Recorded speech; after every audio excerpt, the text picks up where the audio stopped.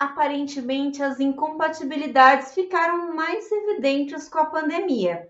O estudo recente apontou aumento de 54% dos divórcios comparados com o mesmo período do ano passado. Esse fenômeno foi observado no mundo todo. Para debatermos os relacionamentos antes e depois da pandemia, o Ideias e Debates de hoje recebe a advogada especialista em direito de família, Ana Paula Gimenez. Doutora Ana, seja bem-vinda à Rede Alesp. Eu que agradeço imensamente o convite, é sempre um prazer estar com vocês e falar sobre esses assuntos que a gente pode acabar ajudando várias pessoas, né? Com certeza.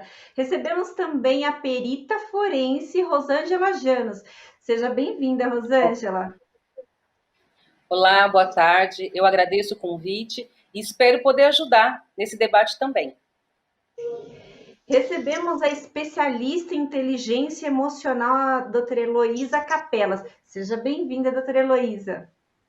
Muito obrigada pelo convite. Que prazer fazer essa discussão com essas mulheres tão importantes aí nesse assunto de relacionamento. Obrigada pelo convite e pela companhia. A gente aqui agradece, porque eu acho que a gente tem muitas trocas para fazer aí nessa conversa. E eu queria começar perguntando para a doutora Ana se a senhora observou esse aumento da procura de divórcios desde o início da pandemia. A senhora sentiu esse impacto aí desse percentual maior de divórcios? Eu senti sim, não no início da pandemia. Por quê? Porque no início da pandemia foi quando começaram as crises, né? Então foi quando as pessoas foram chamadas para dentro de casa para relacionamentos. Então antes aquelas famílias, aquelas pessoas, elas tinham todo um anestésico. Então tinha o trabalho, tinha a rotina dos filhos, tinha o barzinho com os amigos, com as amigas, tinha os afazeres, o mercado, o shopping. De repente as pessoas foram obrigadas a ficar dentro da sua família, dentro da sua casa, e com isso foram forçadas a rever os seus relacionamentos. Então, o início da pandemia foi quando começaram as crises nos relacionamentos, mas essas pessoas passaram a procurar um advogado depois de alguns meses, tanto que a gente for ver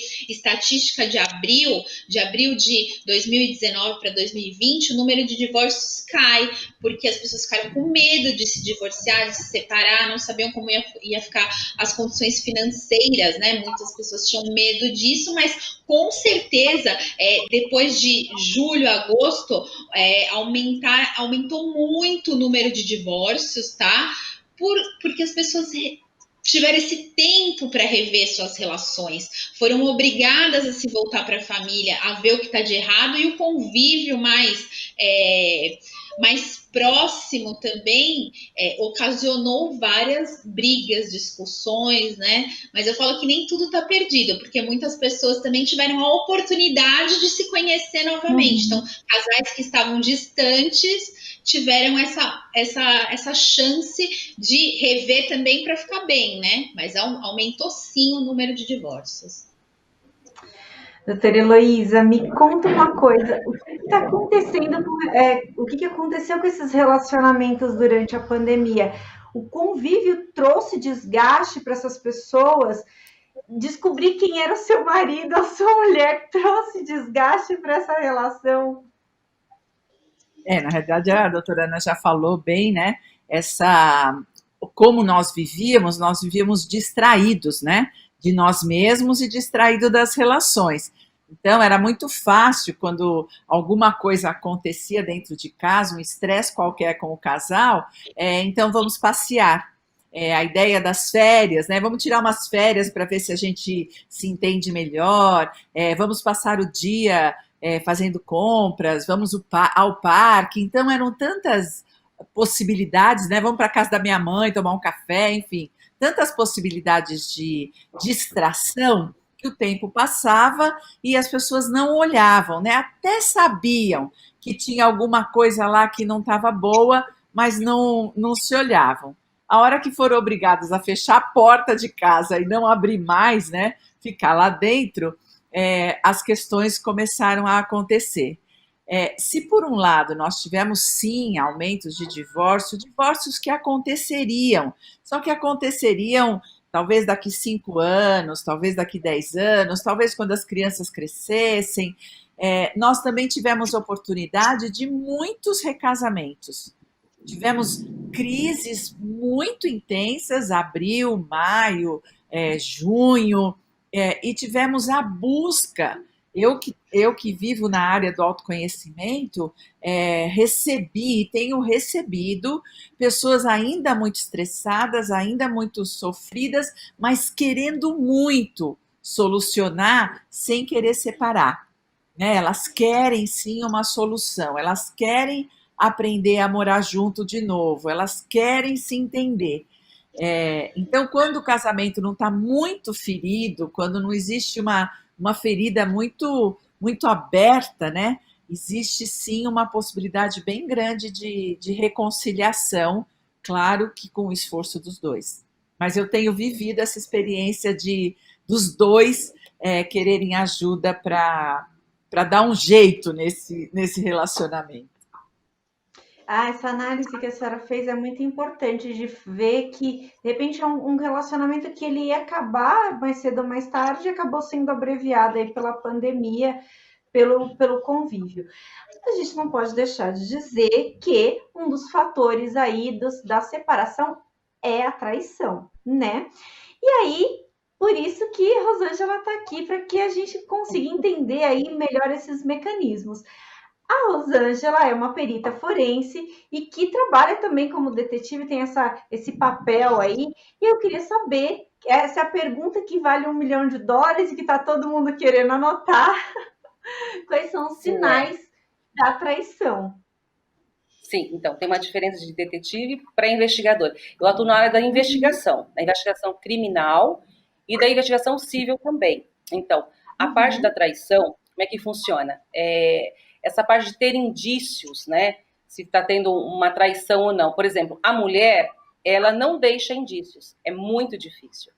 Aí você vai perguntar, mas a mulher não trai o homem? Trai. Trai tanto quanto ou mais. Mas é muito mais difícil você acompanhar uma mulher, descobrir uma traição de uma mulher do que do homem. Porque o homem, ele deixa muitos vestígios. Por exemplo, ele começa a ir para academia, ele vai comprar um perfume para a esposa, que é o mesmo que ele vai dar para a amante dele. Esse também é um dos indícios. E outro, ele vai colocar uma senha no celular dele. Isso são indícios que está tendo uma traição. Olha só, a gente já começa a pensar aqui, olha só. Doutora Ana, quando a gente fala em divórcio, o advogado ele exerce um papel de psicólogo. Já ocorreu, por exemplo, as pessoas mudarem de ideia no seu escritório, chegar a começar a conversar ali e verificar que, na verdade, não é aquilo que querem, querem permanecer juntos, aquilo foi uma briga ali que pode ser resolvida. Já aconteceu isso? E aí eu queria saber sobre essa questão do papel de psicólogo também. Então, eu atuo com uma advocacia familiarista um pouco mais diferenciada, tá? Eu sou adepta ao direito sistêmico, né, e às relações mais humanizadas, porque eu acho que não adianta a gente resolver um problema jurídico. A gente precisa deixar aquela família o mais saudável possível. Então, se a gente assiste aquele filme da Netflix, Histórias de um Casamento, você vê o quanto um advogado litigioso pode interferir na relação do seu cliente. Então, além de atuar de maneira jurídica, eu tenho que estudar autoconhecimento, primeira coisa, eu tenho que estudar o comportamento humano, eu tenho que estudar a raiz do conflito. Para quê? Para que aquela família não saia destruída de um processo de divórcio, tá? Então, quando eu trabalho, já aconteceu diversas vezes, e por que eu comecei a trabalhar dessa maneira? Porque o cliente acabava vindo fazer uma consulta comigo e muitas vezes ele desistia do processo de divórcio.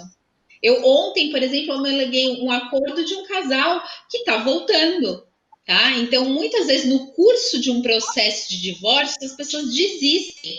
Então, você tem que. Não adianta você só conhecer a lei, que isso daí é muito simples. Você estuda bastante, você consegue resolver o problema daquela família. Mas você tem que estudar a raiz daquele conflito. Porque quando o cliente chega num advogado, muitas vezes ele chega com raiva, com mágoas, com ressentimentos. E ele fala coisas que nem sempre é o desejo dele. Às vezes ele quer só uma vingança momentânea. Então a gente tem que conhecer melhor as famílias para dar essa estrutura, principalmente quando tem filhos, né? Que os filhos eles devem ser preservados independente da relação do casal. Eu falo, a minha frase mais copiada na internet é: os filhos precisam dos pais bem, juntos ou separados, dos pais felizes, tá? Claro que a maioria dos filhos querem os pais juntos, né? Querem ver isso, mas você viver um relacionamento que tem briga, que tem traições, que tem desrespeito, que tem violência,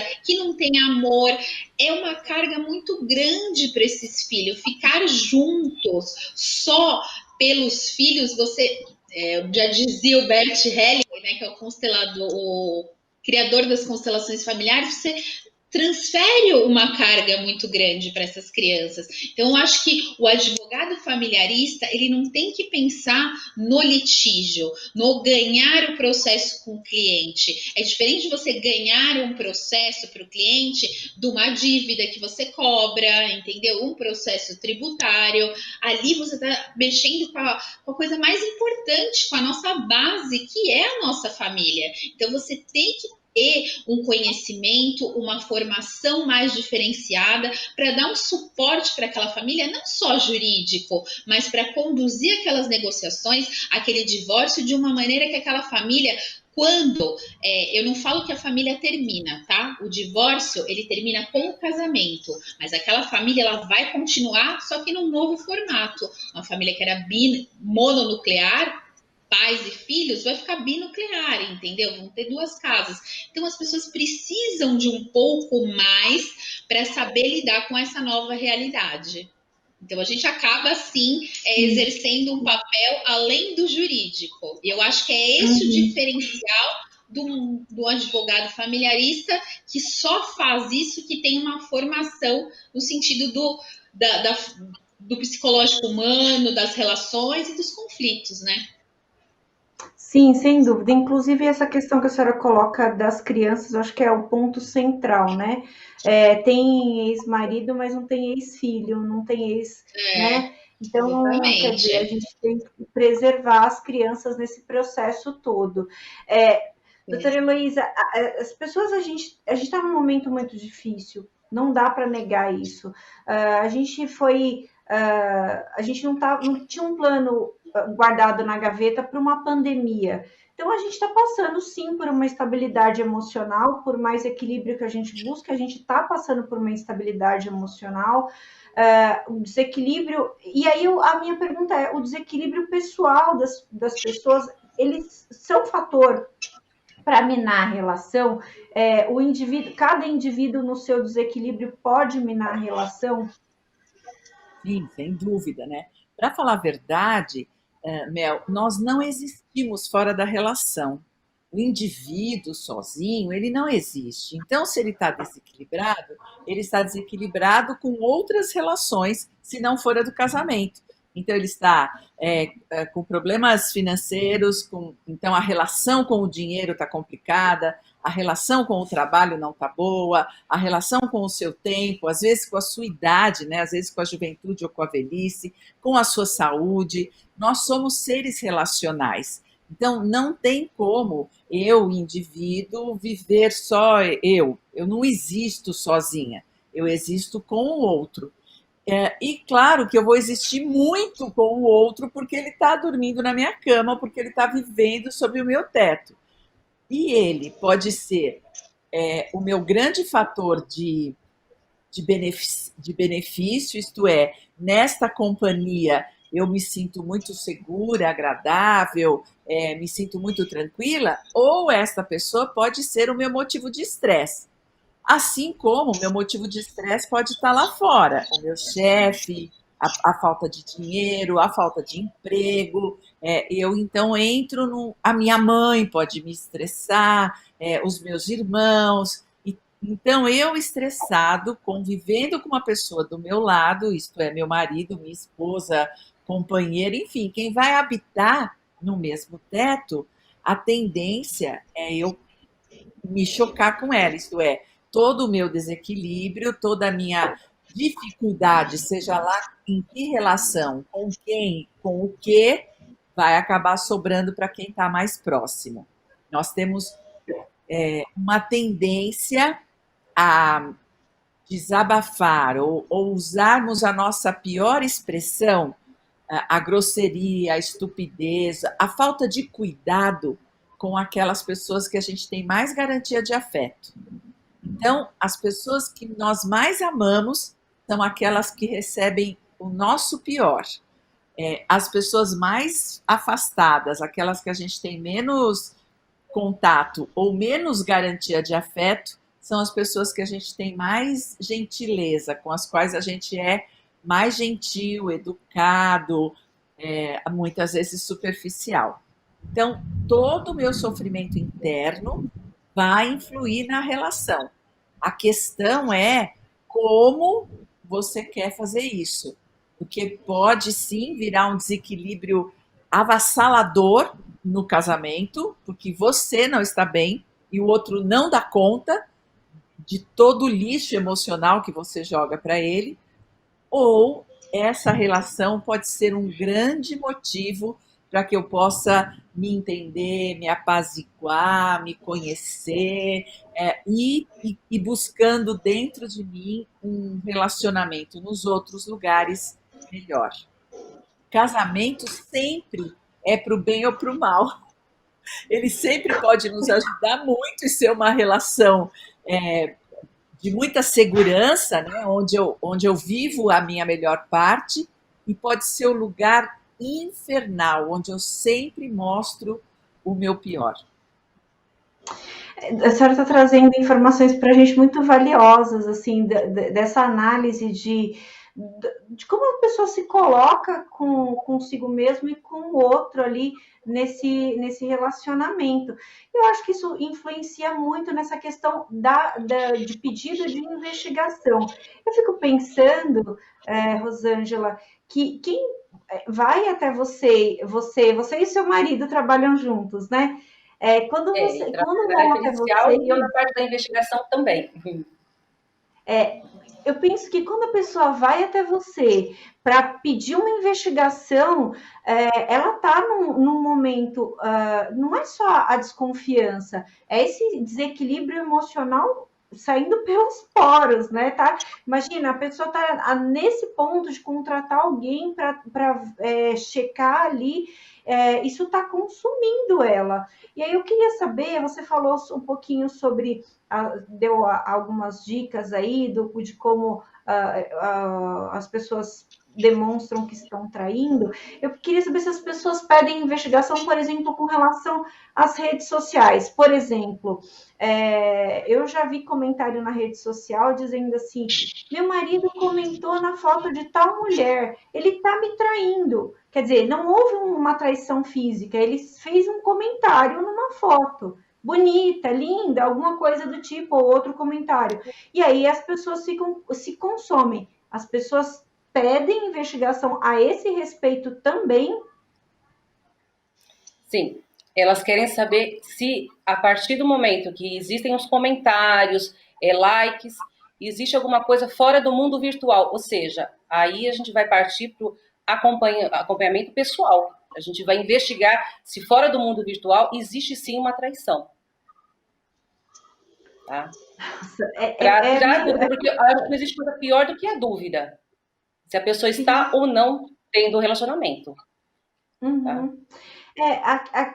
Sim, a dúvida é muito difícil, mas existe uma questão aí que eu fico pensando da pessoa que está alimentando, às vezes, um nada, né?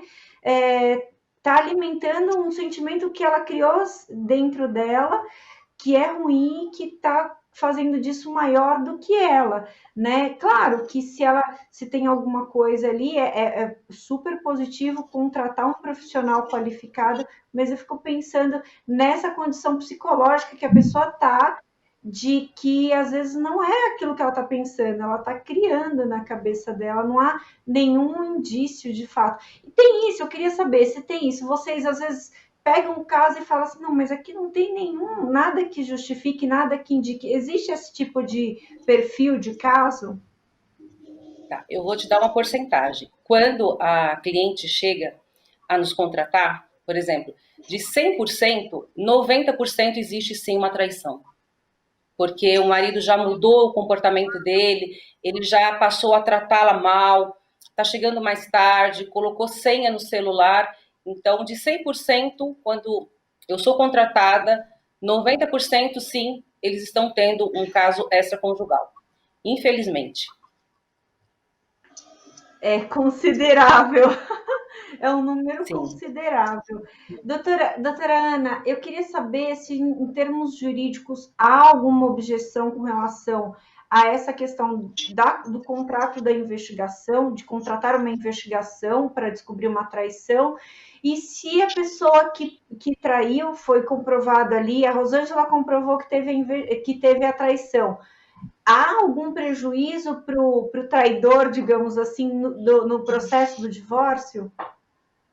Então, vamos lá.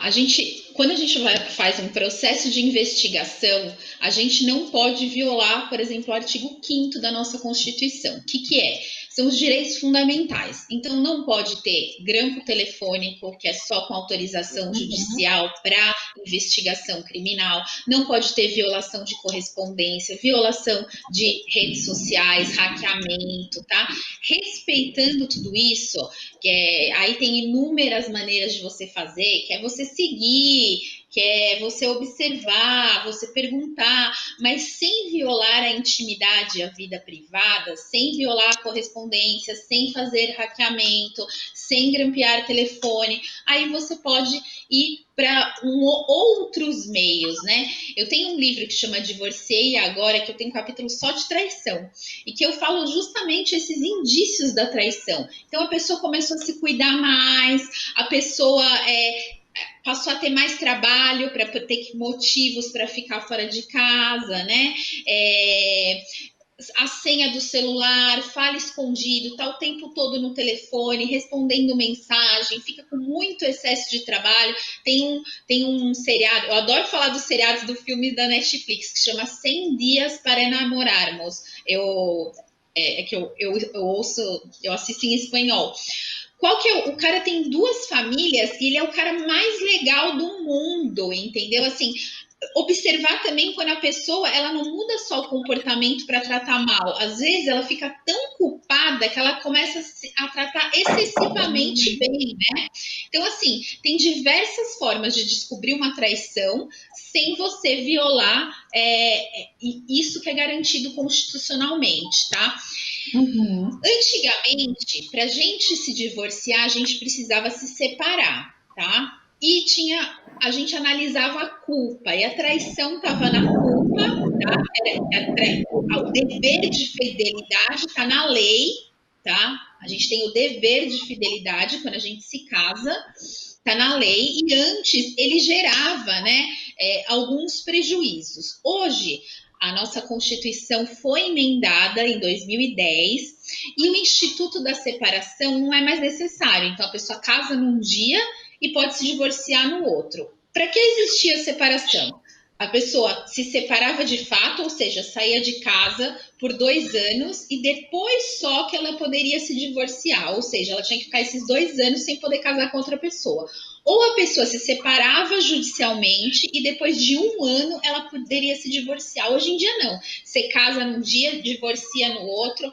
A base das relações é o afeto, tá? Então não precisa mais se separar. E com isso, quando tiraram esses prazos, tiraram também a culpa, né? A gente não precisa mais de culpa, a gente não discute mais a culpa, tá? Claro que a culpa pode ser discutida em raríssimos casos e para uma situação extremamente danosa, vergonhosa. Então, todo mundo que chega no meu escritório sendo traído, traída, né? Porque acontece com ambos os gêneros, como ela falou perfeitamente no início, a gente tem a mania de falar ele traiu, mas as mulheres traem e traem muito, tá? Então, assim, quando chega no meu escritório, a pessoa fala, eu quero entrar com danos morais, doutora. Ele me traiu, eu falo, não dá, tá? A tendência jurisprudencial é não dar os danos morais, exceto em situações extremamente difíceis, como a transmissão de uma doença venérea, né, uma doença sexualmente transmissível. Então, assim, ou a cidade é muito pequena, nenhuma das duas famílias sabiam, e já tem filhos das duas famílias, uma situação, assim, extremamente vexatória, mas uma traição que hoje em dia é muito mais comum do que a gente pensa, não é motivo de uma indenização, tá? São casos, exceções, tá bom? Uhum. Boa observação, doutora, muito boa observação, porque a gente tem essa tendência a ter esse pensamento de que tem esse dano, né, esse dolo, e aí não é por aí nesse caso do processo de divórcio. Doutora Heloísa, a senhora falou um pouquinho no começo sobre essa questão das pessoas que fizeram um movimento contrário, que se aproximaram. A senhora acha que o medo de morrer, que a gente está vivenciando, né, de uma maneira muito, muito forte, pode ter sido um responsável por esse efeito contrário? Ou seja, os casais com essa incerteza aí com relação à pandemia, os casais acabaram resolvendo problemas que eram simples, eram cotidianos e tocaram o barco juntos? Olha, eu vou falar disso, sim. A primeira resposta é sim, né? Isso faz, sim, as pessoas reverem como é que elas estão vivendo a vida. E juntando a isso, eu quero juntar a traição. O que aconteceu na pandemia é que muitas traições precisaram desaparecer por uma oportunidade, né, Exatamente. de encontro, né? E isso, eu encontrei muitos casais, atendi muitas pessoas que ficaram muito aliviadas de poderem romper com essa relação, com essa segunda relação, com a amante ou com o amante, e tiveram a oportunidade de rever o casamento e de se reestruturar e de dar um voto positivo, né? Um voto a mais assim, eu vou reconquistar meu marido, eu vou reconquistar minha mulher. E junta-se isso, então assim, eu não posso ir, e aí eu percebo que ter ido era uma distração, como ir ao shopping. Na realidade, muitas pessoas perceberam e relembraram por que é que haviam casado e que gostavam daquela pessoa com quem estava casada. O que havia só era um desgaste nessa relação e uma grande oportunidade de distração. E uma outra mulher ou um outro homem foi acontecendo. Então, no trabalho, fico mais tempo com ele do que com meu marido, e aí ele demandava, né, mais do que o meu marido, que está sempre ocupado, trabalhando ou cansado, mais do que a minha mulher, que está sempre cuidando das crianças e blá, blá, blá, blá.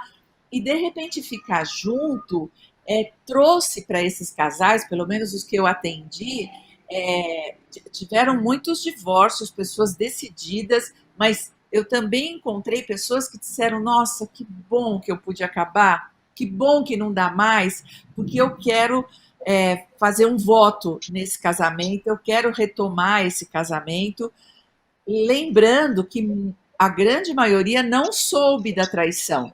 Então, não sabendo da traição e a pessoa podendo se separar, né, dessa segunda, do amante ou da amante, houve uma reconquista, uma vontade de ficar junto.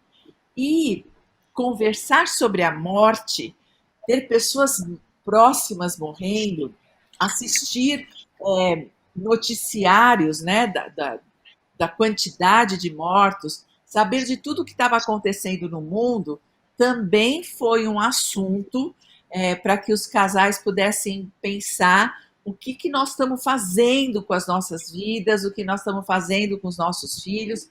Claro que eu estou na área do autoconhecimento e chega para mim pessoas me pedindo ajuda, muito mais para ficar junto do que para separar. Porque quando decidem separar, eu sempre brinco que não sou eu a profissional, eles vão procurar um advogado, né? Mas quando eles querem rever a relação, eles vêm me pedir ajuda, né? Como terapia familiar, eu sou especialista em terapia de casal, eu sou responsável pelo processo Hoffman no Brasil, e é um curso de autoconhecimento com um resultado muito positivo para as pessoas. Então, eu tenho essas histórias de mortes, de relacionamentos duplos e de conversas sobre a morte. E que isso ajuda na reconstrução do casamento. Mas eu queria aqui fazer uma observação. Quando as pessoas me procuram para falar de descasamento, e por favor me ajude, quando uma mulher me procura, ela está muito, mas muito mais decidida a se separar. Ela já fez tudo o que podia, ela usou toda a criatividade, ela comprou lingerie nova, ela já fez o prato predileto, ela já foi ser amiga da sogra, ela já tirou as crianças da frente, ela já fez tudo o que ela podia para reconquistar esse casamento. Quando ela diz chega, eu dificilmente consigo fazer alguma coisa a não ser dar um cartão do advogado. Agora você pode dar meu cartão, viu? Eu digo assim, agora não sou mais eu, né? Com o homem é diferente. Quando ele procura numa tentativa de consertar. Ele fez uma merda, né? Ele mesmo chega lá dizendo, olha, eu fiz uma merda, mas eu quero consertar. Eu quero esse casamento de volta, eu quero recomeçar, eu quero uma chance. Normalmente, dificilmente o homem diz, eu vou logo de cara, né? E a mulher não fala, eu me separo, ela tenta tudo. Até ela falar agora, eu não aguento mais, agora esse cara tem que ir embora. E aí ela vai procurar ajuda para sair, principalmente para proteger os filhos. Então ela vai procurar ajuda terapêutica, né? Lembra que eu sou uma terapeuta, então ela vai procurar ajuda terapêutica para que ela possa descasar o melhor possível na intenção de proteger os filhos. Mas ela não quer a reconciliação. Ela diz, me ajuda a me separar decentemente e não me ajuda a ficar junto. Diferente do pedido masculino, que eles dizem, me ajuda a ficar junto. Convence a minha mulher a me perdoar. Convence a minha mulher. Parece uma frase que a gente já ouviu em algum lugar, né?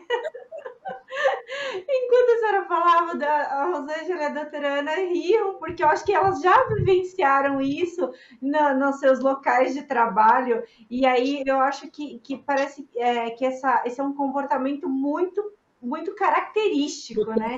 Mas eu queria perguntar para a Rosângela, a doutora citou essa questão de que algumas traições tiveram que acabar por causa da pandemia. Eu queria saber se você observou isso realmente no seu trabalho e se também fez uma observação de que as pessoas com tempo ocioso, dentro de casa, ali, nesse ambiente que você está buscando não ver, por exemplo, notícias sobre a pandemia para não se desesperar, as pessoas acabaram criando também fantasmas da fidelidade ou da infidelidade.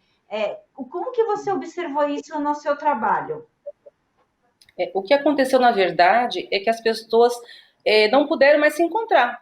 Não é que elas terminaram os seus relacionamentos, elas continuaram conversando pelo WhatsApp, por exemplo. Então, assim, não é que elas terminaram, elas só esperaram o tempo da pandemia passar, né? E quem realmente se dispôs a continuar o casamento, viu que realmente gostava da esposa ou do marido, continuou. E quem tinha o amante e quis continuar, só esperou um pouco a pandemia passar e voltou. Então, os trabalhos não pararam, só foi uma pausa. É isso que eu senti nos trabalhos investigativos. Ó, tá vendo? É muito interessante isso, a gente observar, porque quem tá inclinado à traição permaneceu nesse pensamento, né? Não fez o meia-culpa, né? A autocrítica aí da coisa toda.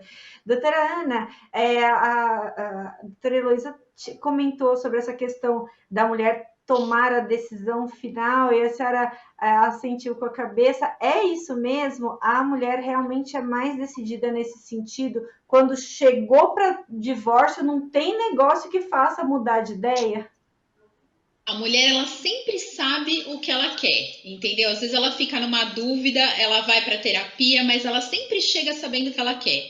O homem não. O homem, ele pode estar num relacionamento péssimo que ele quer manter, eu falo, a família Doriana, entendeu? Ele pode trair todos os dias, ele pode não ter mais vontade de estar com aquela mulher, mas para ele é muito mais difícil deixar a base familiar. Eles têm muito mais medo de deixar essa base familiar. Então, você tem que fazer um trabalho muito maior. Geralmente, quem quer divorciar é a mulher, tá? O homem, quando ele chega para mim, é porque a mulher quer divorciar. O homem, ele fica nesse mecanismo de anestésicos fora, de outras mulheres, mas é difícil ele querer deixar aquela base familiar.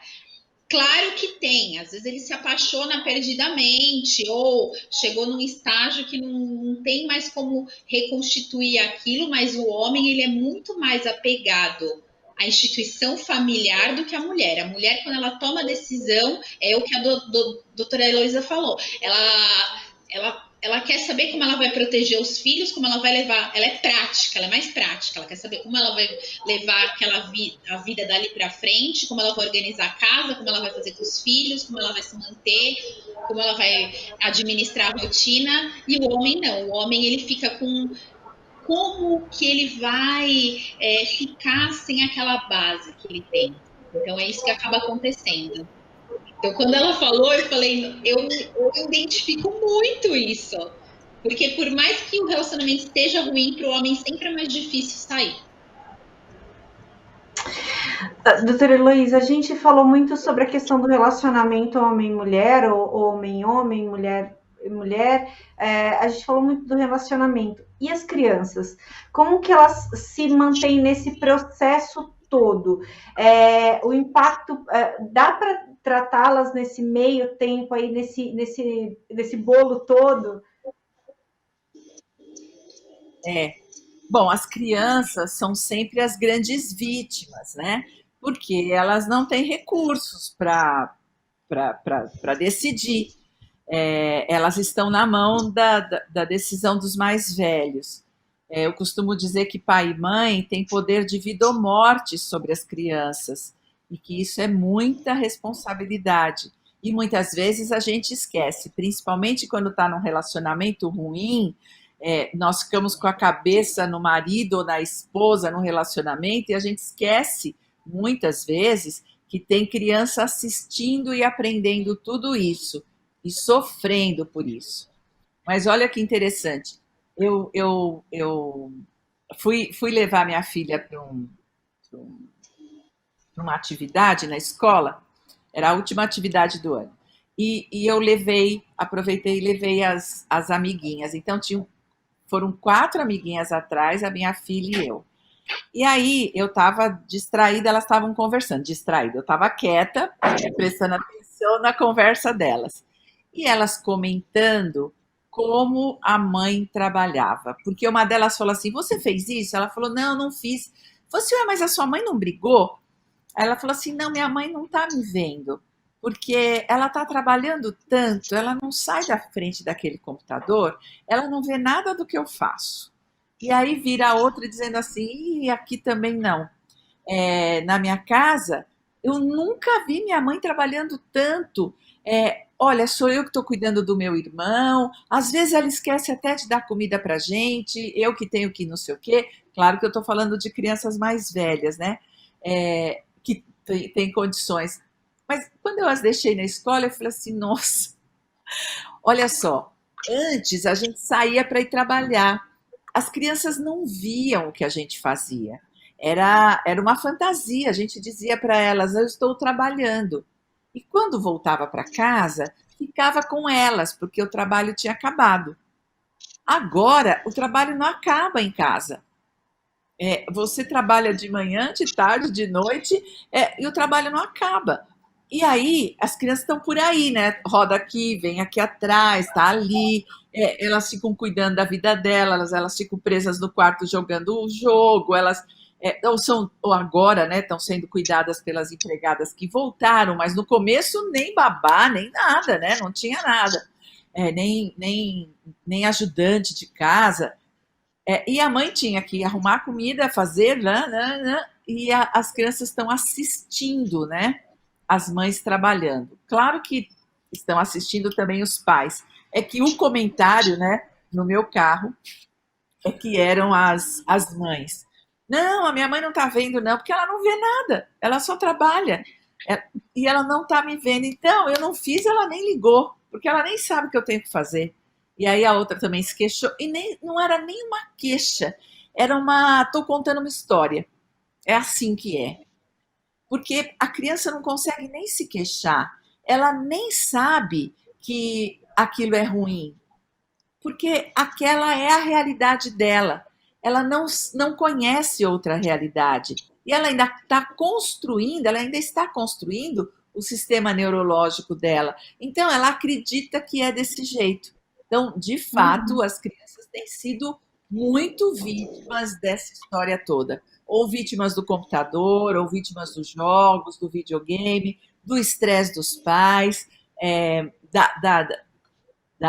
da falta de cuidado, né? Porque a casa acabou ficando meio sem cuidado. Então, as crianças estão vítimas, sim, dessa história toda.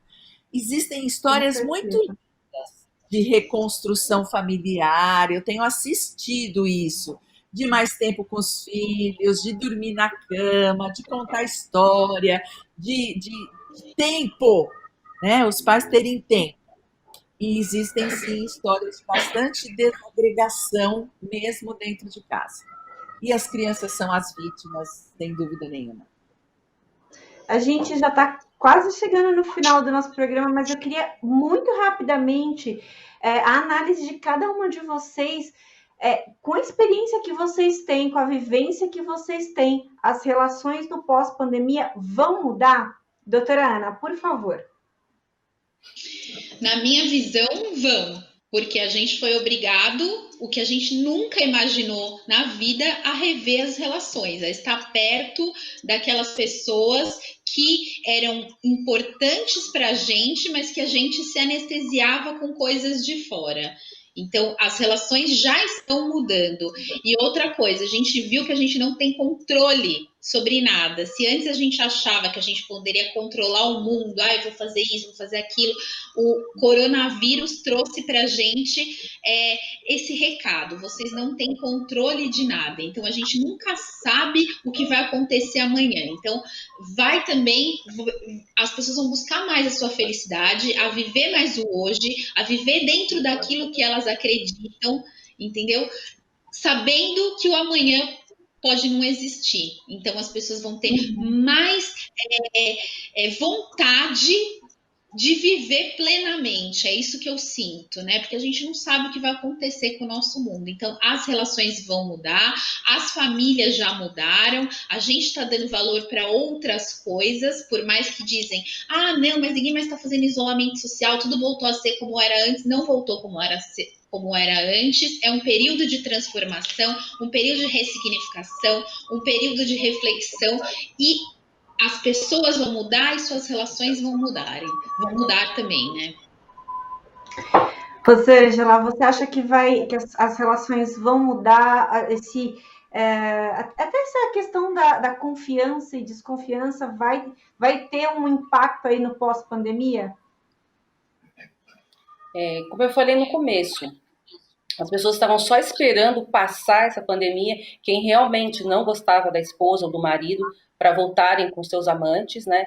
Mas eu acho que esse tempo foi suficiente para as pessoas, como a doutora Heloísa falou, se encontrarem e se reconciliarem quem realmente queria voltar com o casamento e com a família, onde mais sofrem são as crianças, como ela bem falou, e falou muito bem.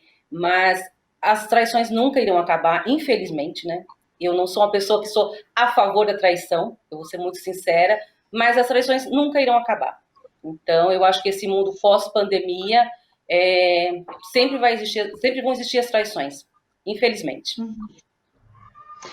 Boa observação da Rosângela, porque pode ficar parecendo que por ela trabalhar nesse segmento ela é a favor da traição, mas não é o caso.